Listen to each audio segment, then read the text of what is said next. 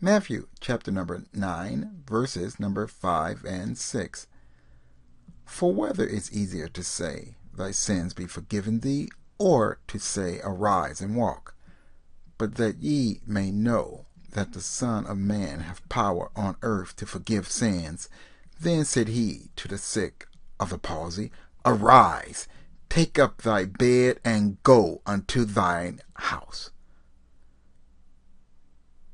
Now, Jesus, Yeshua, is addressing them directly from what they're thinking in their hearts evilly. You're talking, I'm doing wrong for telling this man that his sins are forgiven.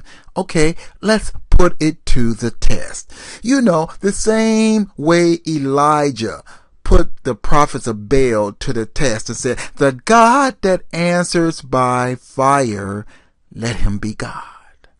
Let's test this thing out. Jesus said, it's easy to make a flip statement. Thy sins be forgiven you, and nothing happens, because men can't tell if your sins are forgiven or not. But if I take a paralyzed man and he jump up on the spot, that's proof that I do have power to forgive sin. Because if I can do that miracle, I can do the other miracle as well. Yeshua was just trying to let them know, I am God. I can forgive sin. And then he told the man, arise, take up thy bed, and go into thy house. And he arose and took up his bed.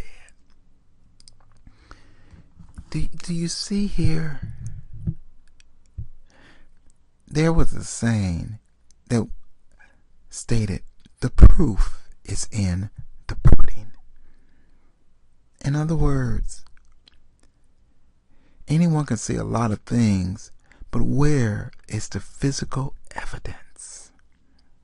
You have a lot of people, even today, running around saying this and that, but there's no spiritual works to follow them. Christ is saying here, if God is really in it, let spiritual works follow it. Let the power of God prove it out, whether it's real or whether it's false.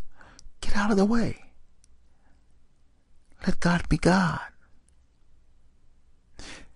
We remember the story of Gideon and his band of 300, how they did such wondrous works and defeated armies that were outnumbered. In Gideon's early days, right when he was getting started, the Lord told him to tear down an altar of Baal in his home city. And Gideon did it at night because he was afraid of the men. And when they found out the next morning who did this, they told him Gideon, they came to his house to kill him. And Gideon's father rebuked them and said, if Baal is a god, let Baal fight for himself. You don't have to kill Gideon if Baal is really a god. If he's a god, he's got powers. And that's what Christ is saying.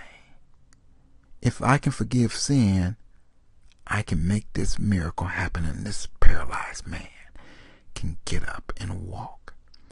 And that's exactly what happened. God, we give you glory and we give you honor. Thank you for helping so many others to walk and see and do your will. Thank God.